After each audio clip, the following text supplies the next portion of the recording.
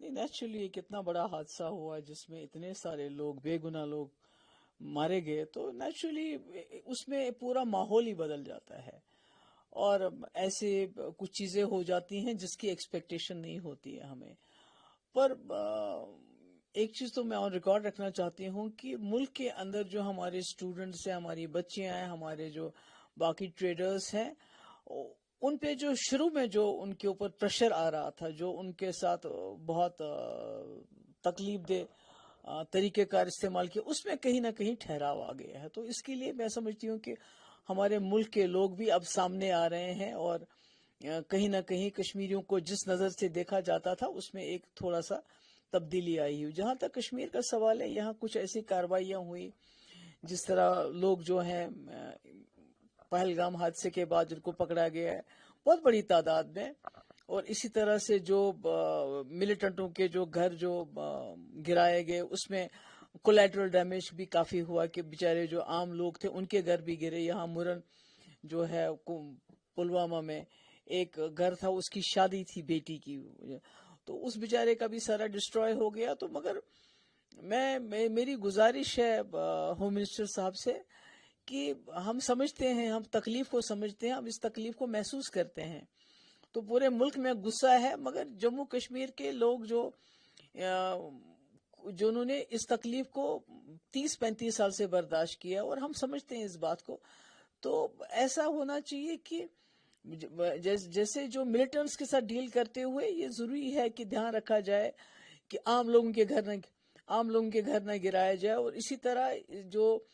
آپ نے ایک ایڈوائزری کی ہے کہ جو لوگ یہاں باہر سے آئے ہوئے ہیں، پاکستان سے آئے ہوئے، تو اس میں کوئی ایسے لوگ ہیں، ایسی عورتیں ہیں جن کی شادی 30 سال 40 سال پہلے ہوئی ہے،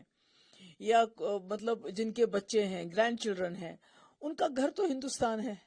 وہ تو اپنے آپ کو ہندوستانی سمجھتے ہیں، وہ اس وقت اس عمر میں کہاں جائیں گے؟ تو میں امید کرتی ہوں کہ ہوم منسٹر صاحب اس کا سمپیتھیٹک ویو لیں گے، اور اس طرح سے جو ہے ان لوگوں کو اپنا گھر بار چھوڑنے کے لیے، کیونکہ آج تک 30 سال سے 40 سال سے رہ رہے ہیں، اور وہ کبھی بھی انہوں نے ملک کے خلاف کوئی کارروائی نہیں، کوئی کام نہیں کیا، تو ایک اچھے شہری کی طرح وہ ہمارے ساتھ مل جل کے رہیں، اور وہ اپنے آپ کو ہندوستانی تصور کرتے ہیں، وہ اپنے آپ کو پاکستانی نہیں مانتے ہیں۔ نہیں، وہ تو بالکل صحیح بات ہے کہ لوگوں کا جو رویہ رہا، جو کشمیری لوگ جس طرح سے باہر آ گئے، سڑکوں پہ آ گئے، پروٹیسٹ کیے، شٹ ڈاؤن کیا، تو انہوں نے پورے ملک کو بتایا کہ آپ کا دکھ ہمارا دکھ ہے، آپ کی تکلیف ہماری تکلیف ہے۔ نہیں، میں سمجھتی ہوں کہ یہ جو کچھ ہمارے کوئی ایسے سوشل میڈیا پہ کچھ لوگ ایسے ہیں جو بڑے کمیونل ہیں، میں ان کا نام بھی نہیں لینا چاہتی، جس نے یہ چڑھایا ہوا ہے، تو جیسے ہم کہتے ہیں جے شری رام، مسلمان کہتے ہیں اللہ اکبر، جب کوئی مشکل میں پھنس جاتا ہے تو یوزولی ہم لوگ اللہ اکبر کہتے ہیں کہ جب تکلیف میں مشکل میں ہے کہ اللہ تعالیٰ بچائے۔ تو یہ جو لوگ اس وقت سوشل میڈیا پہ اس قسم کا زہر پھیلا رہے ہیں،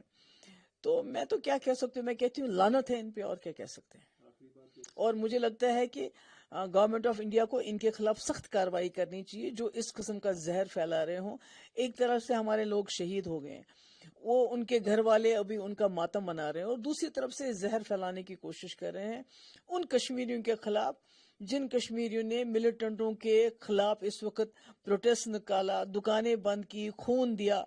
جانیں دی، جیسے عادل شاہ ہے، تو ان کے خلاف یہ پروپاگنڈا کر رہے ہیں، اس کو روک لگانی چاہیے۔ دیکھیے، مجھے تو لگتا ہے اس وقت جو ماحول ہے بہت تناؤ کا ہے، اور یہ ایک قدرتی بات ہے، تو یہ تو اس کو تو ٹھیک ہونے میں ٹائم لگے گا۔ ابھی میں کہوں کہ مطلب کن فیکون اللہ تعالیٰ ہی کہہ سکتے ہیں، ہم تو نہیں کہہ سکتے ہو جا، تو اس میں تو ٹائم لگے گا، ہمیں بھی تھوڑا صبر سے کام لینا چاہیے۔ تو جب حالات تھوڑے نارمل ہو جائیں گے تو اس کے بعد جو بات کرنی ہوگی وہ کر لیں گے۔ نہیں، فاروق صاحب کو تو میں نے سنا کہ وہ کچھ کہہ رہے تھے بالا کوٹ سے زیادہ کچھ ہونا چاہیے، تو دیکھیے فاروق صاحب کی نیشنل کانفرنس کی پالیسی الگ رہی ہے۔ فاروق صاحب تو یہ بھی کہتے تھے کہ جو اب دوسرا کشمیر ہے اس پہ بم گرا دو ایک دم سے، وہ بھی کبھی وہ زبان بولتے تھے، کبھی کہتے ہیں بات چیت ہونی چاہیے، اس لیے میں اس میں نہیں جانا چاہتی۔ میں سمجھتی ہوں کہ اس وقت لوگوں کے زخم ہرے ہیں، ہمارے ملک کے لوگوں کے زخم ہرے ہیں، اس پہ مرہم لگانے کی ضرورت ہے۔